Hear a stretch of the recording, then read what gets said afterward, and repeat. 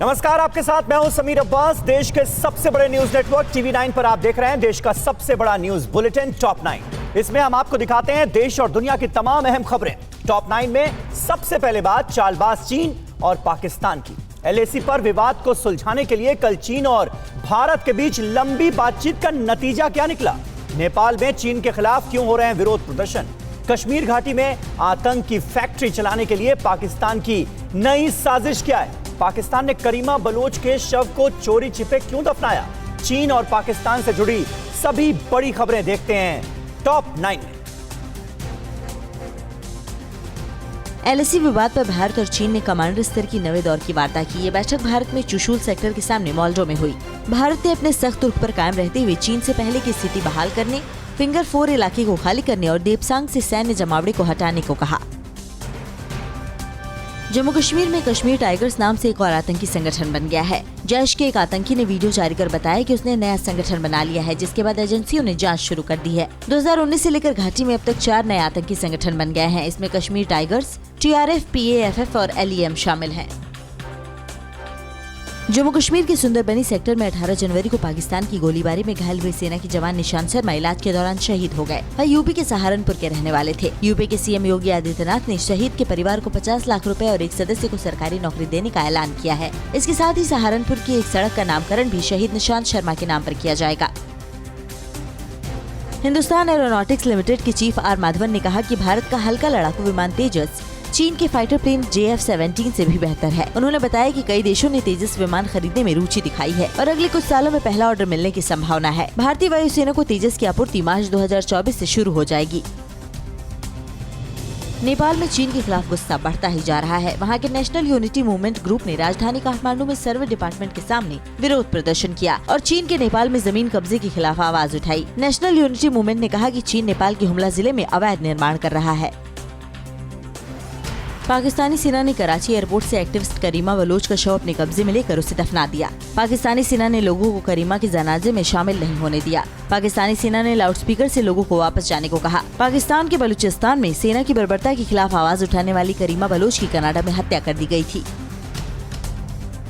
भारत के खिलाफ तुर्की पाकिस्तान की बढ़ चढ़ कर मदद कर रहा है। तुर्की अब पाकिस्तान की नौसेना के लिए तीसरा युद्धपोत बना रहा है, जिसकी लॉन्चिंग सेरेमनी में राष्ट्रपति एर्दोआन खुद पहुंचे और उन्होंने पाकिस्तान को अपना भाई बताया। इस दौरान तुर्की में पाकिस्तान के राजदूत मोहम्मद सज्जाद काजी भी मौजूद रहे। जम्मू कश्मीर में आतंकियों की भर्ती और युवाओं को भड़काने के लिए पाकिस्तान ने आतंकी संगठन अब तुर्की के ऐप का इस्तेमाल कर रहे हैं, जो 2G पर भी चलता है। अधिकारियों ने बताया कि पाकिस्तानी संगठन घाटी में आतंक फैलाने के लिए 3 नए ऐप का इस्तेमाल कर रहे हैं, जिसमें तुर्की की कंपनी का बनाया गया ऐप भी शामिल है। पाकिस्तान के विदेश मंत्री शाह महमूद कुरैशी ने भारत पर तंज कसते हुए कहा कि पिछले 4 साल में भारत बहुत बदल गया है और अब वो सेकुलर नहीं रहा। कुरैशी ने कहा कि भारत अब हिंदुत्व का नया चेहरा है और वहाँ के अल्पसंख्यक खुद को असुरक्षित महसूस कर रहे हैं। कुरैशी ने अमेरिकी राष्ट्रपति जो बाइडेन से भारत के बदले हालात पर गौर करने की अपील की है।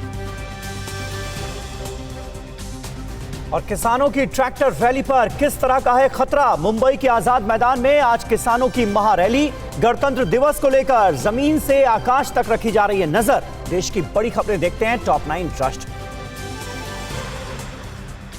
गणतंत्र दिवस पर होने वाले किसानों के ट्रैक्टर मार्च में दिल्ली पुलिस ने गड़बड़ी की साजिश का खुलासा किया है। स्पेशल कमिश्नर इंटेलिजेंस दीपेंद्र पाठक ने कहा कि इंटेलिजेंस एजेंसियों से पता चला है कि कंफ्यूजन फैलाने के मकसद से पाकिस्तान में 308 नए ट्विटर हैंडल बनाए गए हैं। दिल्ली पुलिस ने इनकी लिस्ट भी जारी की है। ट्रैक्टर रैली में साजिश को लेकर किसान संगठनों ने कहा कि हम पूरी तरह सतर्क हैं और हमारे 3000 वॉलंटियर नजर बनाए रखेंगे। जो किसान ट्रैक्टर चलाएंगे वो भी इस पर नजर रखेंगे। इसके बाद जो भी होगा उसकी जिम्मेदारी सरकार की होगी। लुधियाना में महिलाएं किसान आंदोलन के समर्थन में ट्रैक्टर चलाकर दिल्ली के लिए रवाना हुई। मुंबई के आजाद मैदान में आज किसानों की एक बड़ी रैली है। इस रैली में एनसीपी अध्यक्ष शरद पवार शामिल होंगे। उधर दिल्ली में आंदोलनरत किसानों के विरोध प्रदर्शन के समर्थन में महाराष्ट्र के किसान भी जुट रहे हैं। नासिक से हजारों किसान मुंबई के आजाद मैदान की तरफ हाथों में झंडा बैनर लेकर मार्च कर रहे हैं।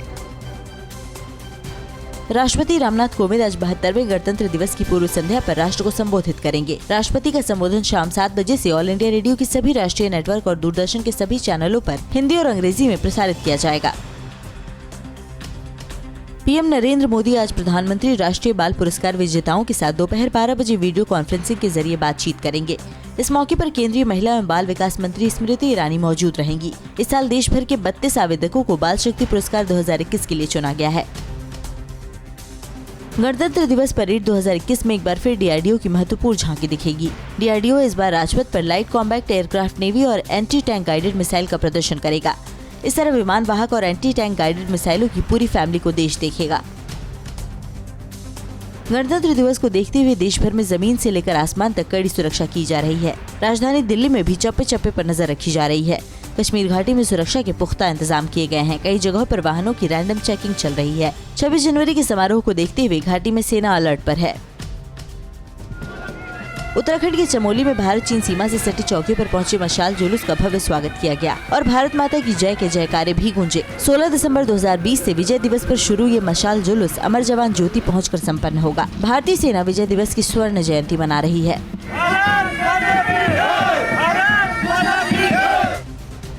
वर्ल्ड इकोनॉमिक फोरम के ऑनलाइन दावोस शिखर सम्मेलन को आज चीन के राष्ट्रपति शी जिनपिंग संबोधित करेंगे। संयुक्त राष्ट्र के महासचिव एंटोनियो गुटेरेस भी एक सत्र को संबोधित करेंगे। प्रधानमंत्री नरेंद्र मोदी 28 जनवरी को वीडियो कॉन्फ्रेंसिंग के जरिए इस सम्मेलन को संबोधित करेंगे। सम्मेलन में 1000 से ज्यादा नेता शामिल हो रहे हैं।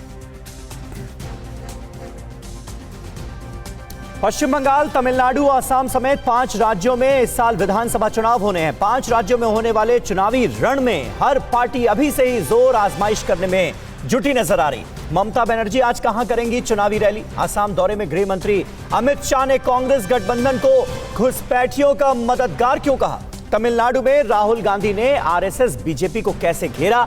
चुनावी घमासान से जुड़ी सभी बड़ी खबरें देखते हैं टॉप 9 21 का राज्याभिषेक। पश्चिम बंगाल की मुख्यमंत्री ममता बनर्जी आज हुगली में रैली करेंगी। रैली से पहले ममता यहां रोड शो भी करेंगी। नेताजी सुभाष चंद्र बोस की जयंती के मौके पर जय श्री राम के नारे से नाराज होने के बाद ममता पहली बार किसी जनसभा को संबोधित करेंगी। माना जा रहा है कि ममता आज इस मुद्दे पर अपनी बात रख सकती हैं। ममता बनर्जी के पिछले साल एक सभा के दौरान मुस्लिम समुदाय द्वारा किए जाने वाली प्रार्थना पाठ करने पर टीएमसी ने अपने नेता का बचाव किया है। ममता सरकार में मंत्री सोवन देव चट्टोपाध्याय ने कहा कि ममता ने जहां मुस्लिम समुदाय के लिए प्रार्थना पाठ किया था वो राजनीतिक कार्यक्रम था, लेकिन जहां जय श्री राम के नारे लगाए गए वो केंद्र सरकार का सरकारी कार्यक्रम था। पश्चिम बंगाल बीजेपी के अध्यक्ष दिलीप घोष ने कहा कि राज्य में सत्ता पाने के लिए दूसरे दलों के नेताओं को बीजेपी में शामिल करना जरूरी है। घोष के इस बयान से ये कयास लगाए जा रहे हैं कि आने वाले दिनों में ममता की पार्टी टीएमसी के कई और नेता बीजेपी में शामिल हो सकते हैं। हालांकि घोष ने इन आशंकाओं को खारिज किया है कि पुराने नेताओं से अधिक महत्व दूसरे दलों से पार्टी में आने वाले को दिया जाएगा। पश्चिम बंगाल के वर्धमान में 21 जनवरी को बीजेपी के 2 गुटों में हुई हिंसक झड़प को लेकर राज्य बीजेपी इकाई ने जिला अध्यक्ष को कारण बताओ नोटिस जारी कर 7 दिन में जवाब मांगा है। पार्टी मीटिंग के दौरान बीजेपी के नेता आपस में ही भिड़ गए थे, जिसके बाद दोनों गुटों में पत्थरबाजी और आगजनी हुई थी। असम दौरे के दूसरे दिन कल केंद्रीय गृह मंत्री अमित शाह ने 2 बड़ी जनसभाओं को संबोधित किया। कोकराझार में गृह मंत्री ने बीजेपी की विजय संकल्प समावेश रैली में कांग्रेस पर निशाना साधा। शाह ने कहा, जो कांग्रेस पार्टी अपने कार्यकाल में शांति और विकास नहीं ला सकी वो आज हमें सलाह दे रही है। असम में इसी साल मई से पहले विधानसभा चुनाव होने वाले हैं। अमित शाह ने असम के नालबरी में घुसपैठियों का जिक्र करते हुए कांग्रेस और धुबरी से लोकसभा सांसद बदरुद्दीन अजमल पर निशाना साधा। अमित शाह ने कहा कि कांग्रेस और बदरुद्दीन घुसपैठ के दरवाजे खोल देंगे। घुसपैठ को सिर्फ बीजेपी रोक सकती है। कोकराझार में बोडो क्षेत्र के रोड नेटवर्क के लिए 500 करोड़ रुपए आवंटित करने की घोषणा की। असम सरकार में मंत्री हेमंत बिश्व शर्मा ने कल नलबाड़ी में चुनावी रैली में कहा, कांग्रेस नेतृत्व में बने विपक्षी पार्टियों के गठबंधन का एकमात्र लक्ष्य राज्य में बाबर के शासन को स्थापित करना है। हेमंत बिश्वा ने विपक्ष से पूछा कि अगर उनकी सरकार बनती है तो क्या हिंदू अपने धर्म का पालन कर पाएंगे? इस साल जिन राज्यों में विधानसभा चुनाव होने हैं वहां चुनावी सरगर्मी तेज होने लगी है। कांग्रेस नेता राहुल गांधी कल तमिलनाडु के दौरे के दौरान एरोड पहुंचे। एरोड में शो के दौरान राहुल ने पीएम मोदी के मन की बात पर तंज कसते हुए कहा कि वो यहां अपने मन की बात कहने नहीं बल्कि लोगों की बात सुनने आए हैं। राहुल गांधी ने अपने तमिलनाडु दौरे के दौरान आरएसएस और प्रधानमंत्री नरेंद्र मोदी पर बड़ा हमला बोला है। धारापुरम में कल हुई रैली में राहुल ने कहा, हम नरेंद्र मोदी को भारत की नींव को नष्ट करने नहीं देंगे। वो नहीं समझती कि केवल तमिल लोग ही तमिलनाडु के भविष्य का फैसला कर सकते हैं। नागपुर वाले कभी भी तमिलनाडु का भविष्य तय नहीं कर सकते। और देश में कितने लोगों को लगी कोरोना वैक्सीन, अब तक कितने लोगों को हुआ कोरोना टेस्ट, हरिद्वार कुंभ के लिए जारी एसओपी में क्या क्या खास है, दक्षिण अफ्रीका में भी लगेगी made in India vaccine. The Lancet ने कोवैक्सीन को बताया सुरक्षित और असरदार। वैक्सीनेशन से जुड़ी बड़ी खबरें देख लेते हैं टॉप 9 वैक्सीन क्रांति में। देश में 16 जनवरी से कोरोना के खिलाफ दुनिया का सबसे बड़ा टीकाकरण अभियान जारी है। रविवार को 28,613 सत्रों में 31,466 लोगों को वैक्सीन लगाई गई। स्वास्थ्य मंत्रालय ने बताया कि देश में अब तक 16 लाख लोगों को कोरोना का टीका लगाया जा चुका है। वैक्सीनेशन के बीच देश में अब तक 19 करोड़ से ज्यादा लोगों का कोरोना टेस्ट हो चुका है। इसमें 100 में से 5 या 6 लोग ही संक्रमित पाए जा रहे हैं। इसके साथ ही कोरोना के एक्टिव केसों की संख्या भी लगातार कम हो रही है। केरल और कर्नाटक को छोड़ दें तो बाकी सभी राज्यों में नए मामलों से ज्यादा संख्या ठीक होने वाले मरीजों की है। केंद्र सरकार ने हरिद्वार कुंभ के लिए एसओपी जारी कर दी है। इसके तहत श्रद्धालुओं को अनिवार्य रूप से 72 घंटे पहले की कोरोना नेगेटिव रिपोर्ट लानी होगी। हरिद्वार कुंभ के दौरान सामाजिक दूरी, चेहरे पर मास्क समेत सभी प्रोटोकॉल का पालन करना जरूरी होगा। हरिद्वार कुंभ 27 फरवरी से 30 अप्रैल तक चल सकता है। कोरोना से अपने 21 साल के बेटे को खोने वाली मध्य प्रदेश के धार की रहने वाली नर्स नीलिमा धोगड़े ने सिविल हॉस्पिटल में वैक्सीन बॉक्स की पूजा की। इस दौरान उनकी आंखें भर आईं। नर्स नीलिमा धोगड़े ने कहा कि कोरोना वैक्सीन हर मां के लाल को सुरक्षित रखे। उनके बेटे ऋषभ की पिछले साल 19 अप्रैल को कोरोना से मौत हो गई थी। कोरोना वैक्सीन पर लोगों का भ्रम दूर करने के लिए यूपी सरकार एक शॉर्ट फिल्म तैयार कर रही है, जो गाड़ियों के जरिए घूम घूम कर दिखाई जाएगी। इस शॉर्ट फिल्म में जाने माने एक्टर्स होंगे, जिससे ज्यादा से ज्यादा लोगों पर उनका प्रभाव पड़ सके। दक्षिण अफ्रीका ने भारत की सीरम इंस्टीट्यूट की कोरोना वैक्सीन के इमरजेंसी इस्तेमाल को मंजूरी दे दी है। अब सीरम इंस्टीट्यूट दक्षिण अफ्रीका को कोविशील्ड की 15 लाख डोज सप्लाई करेगा, जो हेल्थ वर्कर्स को लगाई जाएगी। दक्षिण अफ्रीका में कोरोना के 14 लाख से ज्यादा मामले हैं और 40,000 से ज्यादा लोगों की जान जा चुकी है। भारत बायोटेक की कोवैक्सीन के सुरक्षित और असरदार होने पर ब्रिटेन ने भी अपनी मुहर लगा दी है। British medical journal the Lancet infectious disease में छपी एक स्टडी के अनुसार कोवैक्सीन सेफ और इम्यूनिटी बढ़ाने वाली वैक्सीन है। भारत में लोगों को कोवैक्सीन और कोविशील्ड वैक्सीन लगाई जा रही है। भारत अपने यहाँ कोरोना टीकाकरण अभियान चला रहा है और दूसरे देशों को वैक्सीन भेज रहा है। वहीं पाकिस्तान अभी तक यह चर्चा करने में लगा है कि कोरोना वैक्सीन कैसे जुटाई जाए। पाकिस्तान के बॉस चीन का भी रवैया देखते हुए लग रहा है कि वह उसकी मदद करने को तैयार नहीं है। हालांकि चीन पाकिस्तान को सशर्त वैक्सीन की कुछ डोज देने की पेशकश कर चुका है। स्पेन में आर्मी के चीफ ऑफ स्टाफ को कोरोना वैक्सीन के लिए लाइन तोड़ना महंगा पड़ गया। नियम न मानने पर मिगुएल एंजेल विलोरिया को काफी आलोचनाओं का सामना करना पड़ रहा है, जिसके बाद स्पेन सरकार ने उनसे इस्तीफा ले लिया। स्पेन में भी सिर्फ मेडिकल स्टाफ को ही कोरोना का टीका लगाया जा रहा है।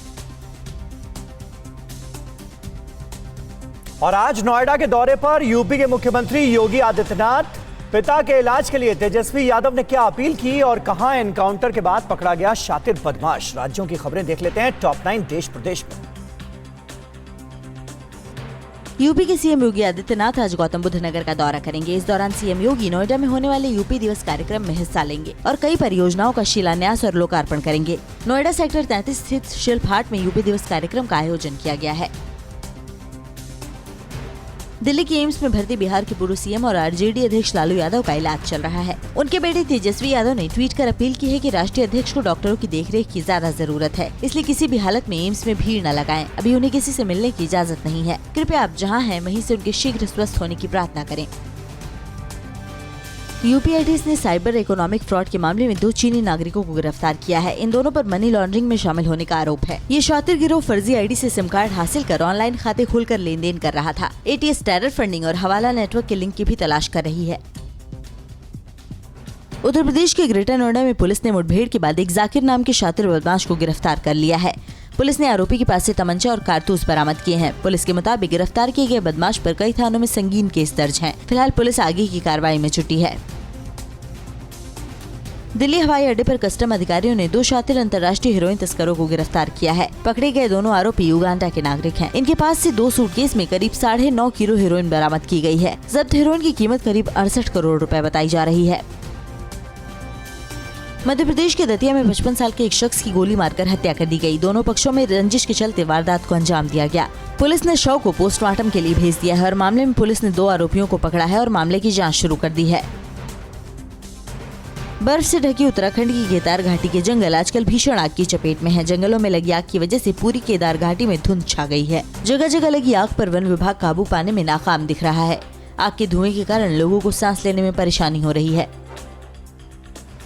प्रधानमंत्री नरेंद्र मोदी के संसदीय क्षेत्र वाराणसी के युवा वैज्ञानिक श्याम चौरसिया ने एक ऐसा जूता बनाया है जो गोलियां दागने में सक्षम है। यही नहीं, ये जूता 20 किलोमीटर दूर से दुश्मन की आहट भी जान सकता है। श्याम चौरसिया के इंटेलिजेंस जूते का वीडियो सोशल मीडिया में काफी तेजी से वायरल हो रहा है। एक्टर वरुण धवन उनकी लॉन्ग टाइम गर्लफ्रेंड नताशा दलाल से शादी के बंधन में बंध गए हैं। दोनों ने मुंबई के अलीबाग के द मेंशन हाउस में शादी की। शादी के बाद वरुण धवन ने इंस्टाग्राम पर अपनी और नताशा की तस्वीरें शेयर की। कोरोना की वजह से समारोह में ज्यादा लोगों को नहीं बुलाया गया। हालांकि अब उनके ग्रैंड रिसेप्शन की तैयारी है।